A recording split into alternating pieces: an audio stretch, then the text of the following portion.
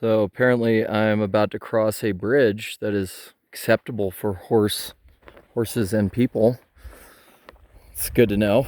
Didn't know many bridges weren't acceptable for those two. But as you can see, there is a lovely valley slash meadow here. And I think it's safe to say I'm out of the desert, which my spirits are lifted. Morale of the army is greatly improved. And there's water, every 1, 2, maybe 10 miles at the most now. So the long water carry should be almost over. Although I do have a bear can. Check this out. Strapped to the top. Apparently that's the right way to handle it. My pack, you could fit it in vertically, but then, it'd be difficult to, kind of get everything else packed in there. So, seems to be what most people are doing, and that's how a lot of the good info, or beta, as I remember hearing some of the rock climbers say, the good info is passed along. So, yeah, in a good locale right now. Just lovely day, not overly hot, not crazy sunny, but wonderful clouds.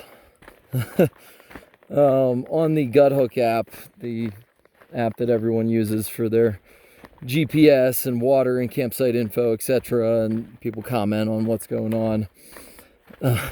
Somebody put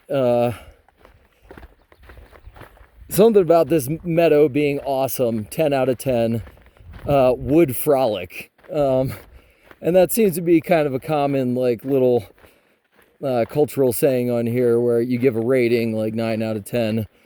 Would return if the toilets were awesome. Oh yeah, would come back to revisit toilet, or campsite was great. I thought description of the meadow and wood frolic was fantastic. That was maybe my favorite descriptor yet on Guthook. Yeah, in bear country now, hence the bear can. Yeah, just heard, speaking of relevant good info, heard yesterday from a kid that as far as bears coming to investigate at night, which they, can do, more of the attacks at night happen to people who are cowboy camping rather than in their tents, because if curious bear, comes by, wakes up somebody who's cowboy camping, they freak out.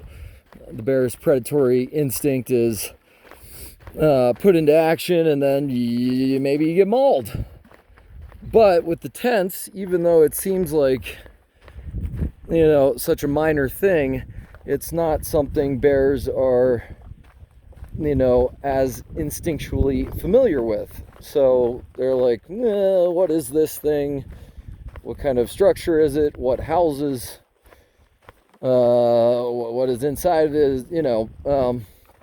So they may sniff around, but he was saying that if you kind of bang or make some noise, they'll be befuddled and probably run away.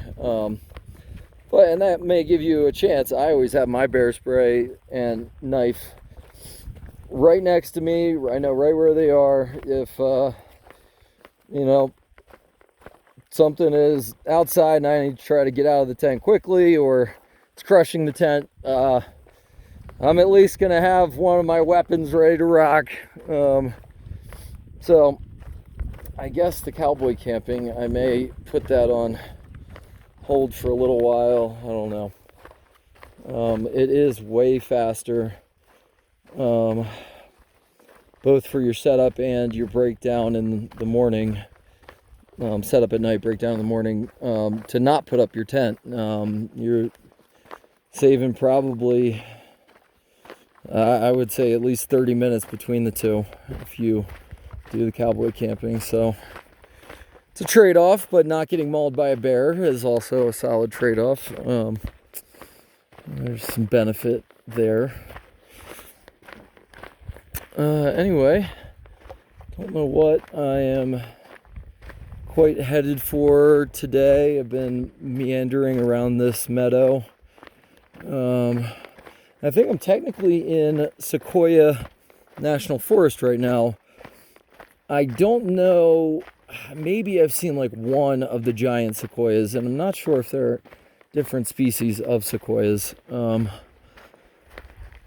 So that should be becoming more apparent and those trees more prevalent soon, I would guess.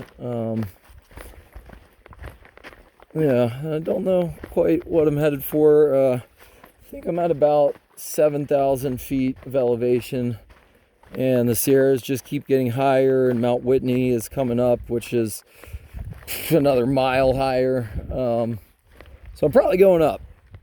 That's my guess. All right, let me think. Day 46 or 47, something like that. Hopefully you're enjoying the view as much as I am. It's pretty lovely.